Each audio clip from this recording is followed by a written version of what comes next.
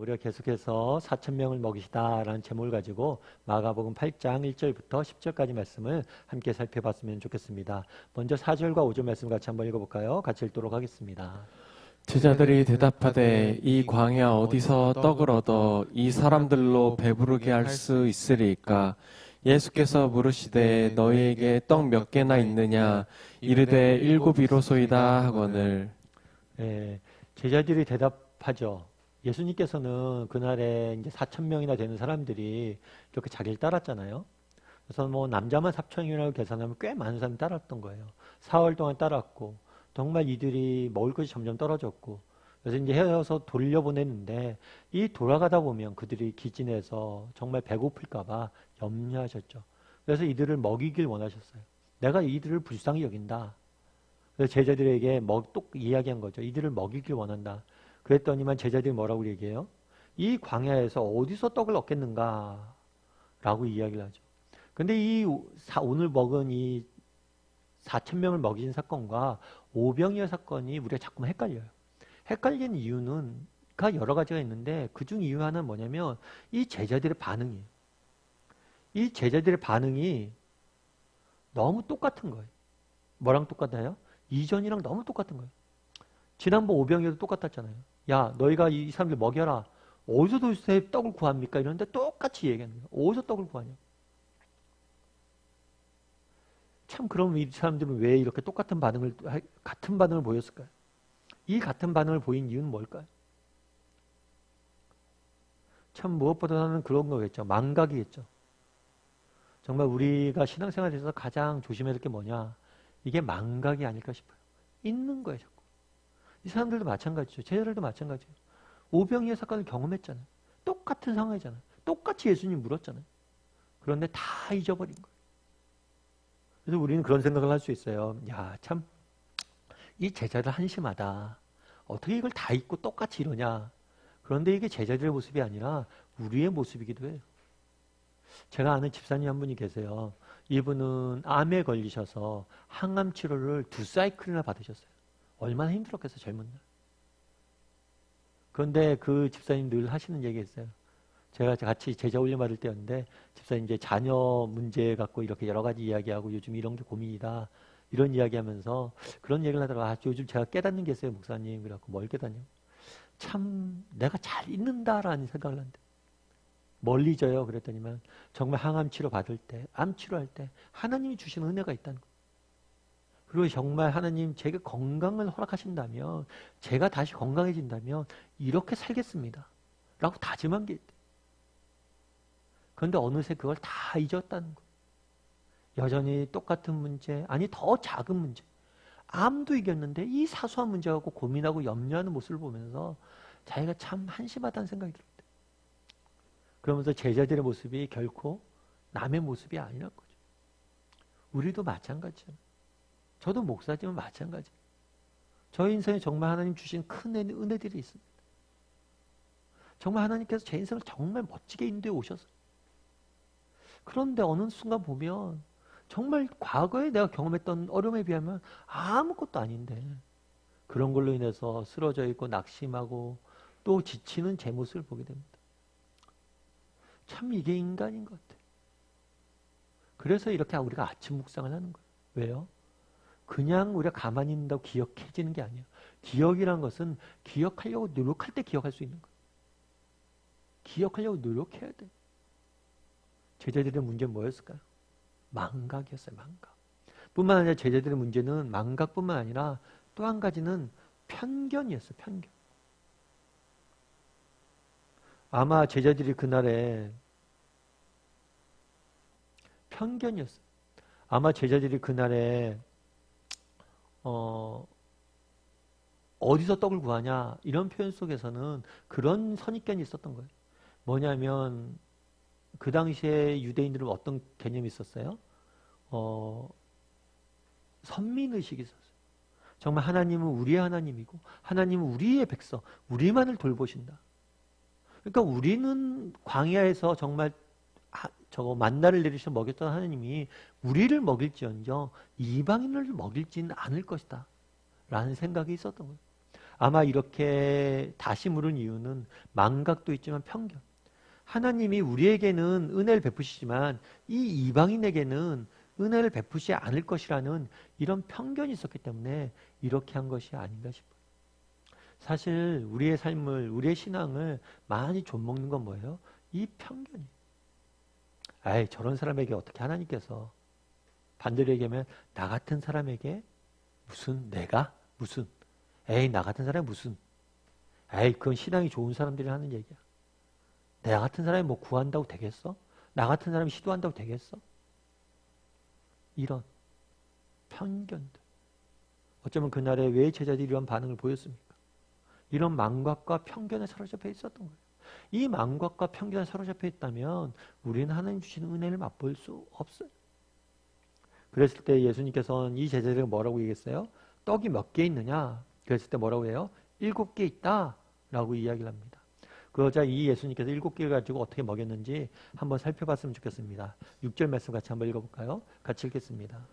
예수께서 무리를 명하여 땅에 앉게 하시고 떡 7개를 가지사 축사하시고 떼어 제자들에게 주어 나누게 하시니 제자들이 무리에게 나누어 주더라. 이렇게 되어 있죠. 가지사라고 되어 있어요. 이 가지사는 과거형 동사로 단회적 사건을 의미합니다.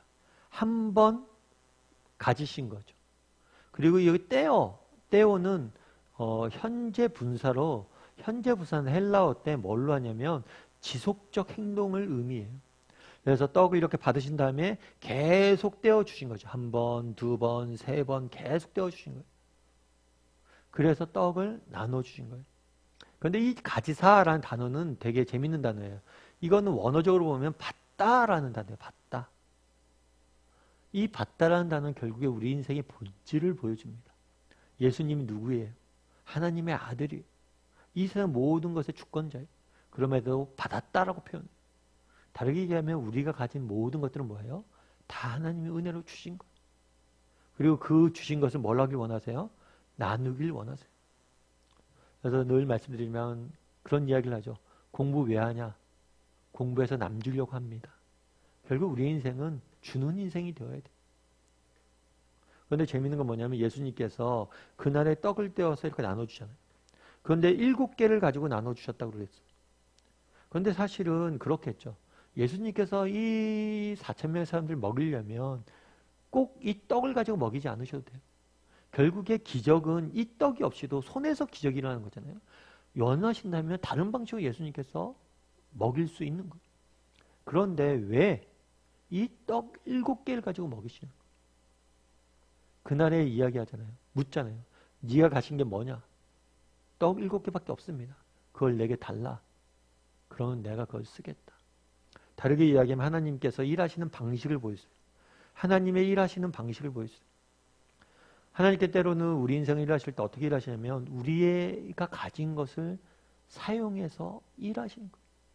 우리가 하나님께 드린 것들, 그런 것들이 작을지 몰라요. 우리의 헌신이 작을지 몰라요.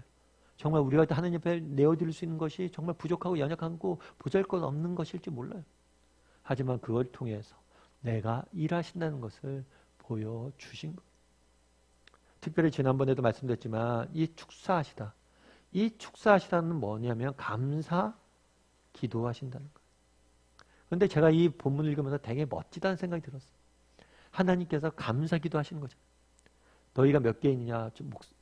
예수님, 저희가 가진 게 떡 7개밖에 없습니다. 그 떡을 받으시고 하나님, 예수님께서 감사 기도하시고 하나님 너무나 귀한 것을 주셔서 감사합니다. 우리도 마찬가지란 거예요. 우리가 정말 하나님께 드릴 수 있는 게 정말 작은 것들이죠.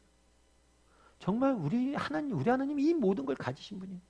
그분께 우리가 드릴 수 있는 게 정말 그분 앞에 얼마나 보잘것없는 거예요.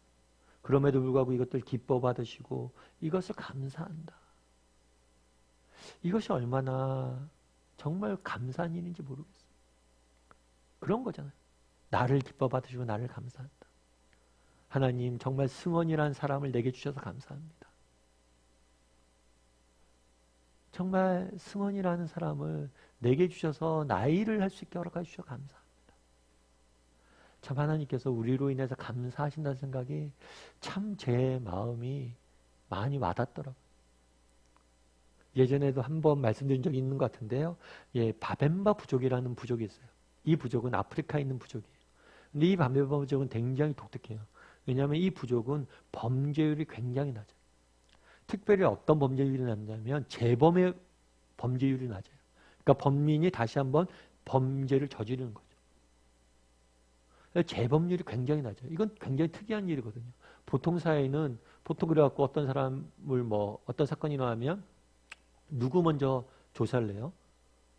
전과자를 먼저 조사하죠. 왜냐하면 재범할 확률이 크니까. 근데 이 사회는 유독 재범률이 낮은 거예요. 그래갖고 한번 조사를 해봤어요. 이 사회는 왜 이렇게 재범률이 낮은가? 그랬더니 이 바벤바 부족의 재범률이 낮은 이유는 독특한 재판제도 때문. 이 사회는 독특한 재판제도가 있어요. 그건 뭐냐면 어떤 사람이 죄를 범해요. 그러면 이 죄를 범한 사람을 마을 중앙에 이렇게 세워둡니다. 세워두고 뭐라고 하냐면 마을에 있는 사람들이 이 사람에게 가서 한마디씩 해요. 어떤 말을 하냐면 감사의 표현을 합니다. 예전에 당신이 저에게 먹을 것을 줘서 감사합니다. 예전에 당신이 저희 집이 고장났을 때 고쳐주셔서 감사합니다.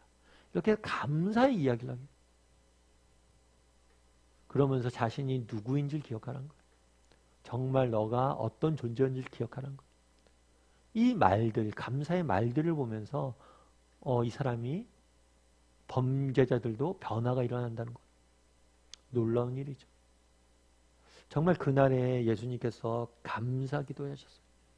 우리가 드린 제자들이 드린 그 작은 것을 가지고 감사하셨어요. 정말 이 사실을 기억했으면 좋겠어요. 정말 예수님이 나로 인해서 감사하신다. 내가 예수님께 드리는 것들을 기뻐 받으시고 감사하신다. 오늘 아침 우리가 10분 이렇게 드리잖아요. 20분 이렇게 드리잖아요. 이걸 기쁘게 받으시고 감사하신다. 내가 예수님 앞에 어떤 존재인지를 기억했으면 좋겠어요. 정말 하나님께서 우리를 얼마나 기뻐하시는지, 우리를 얼마나 기뻐 받으시는지, 우리의 삶을 얼마나 소중히 여기시는지, 그것들 기억할 때 우리는 또 다른 삶을 살게 될 것입니다. 그래서 정말 오늘 하루 정말 하나님께서 내가 드린 것들을 기뻐 받으신다. 그걸 통해서 일하시길 원하신다는 사실을 기억하고 정말 우리의 시간을, 우리의 물질을, 우리의 말 한마디를 하나님 앞에 드릴 줄 아는 저와 여러분이 되기를 주님의 이름으로 소원합니다.